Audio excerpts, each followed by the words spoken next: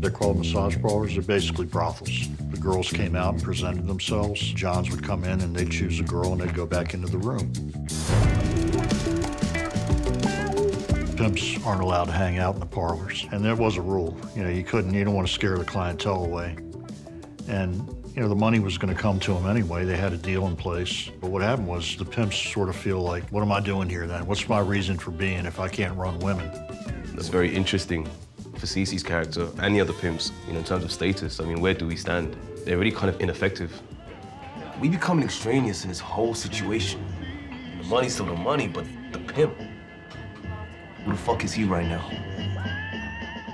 The importance of the street culture of the sex trade is lessened once it moves into its own functional industry. And so that conversation really is an existential crisis for the pimps.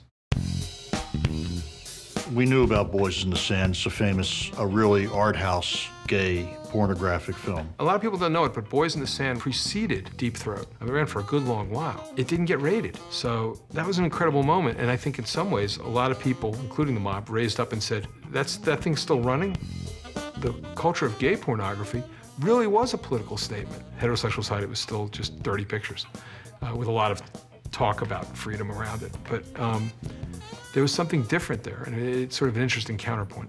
26 years old, and your name's in lights, in a queer film that folks are driving hundreds of miles to see in a New York City theater. That's worth celebrating, baby. For the gay community, where the very sexual act had been prohibited and delegitimized by the greater culture, the assertion of it through pornography actually was political.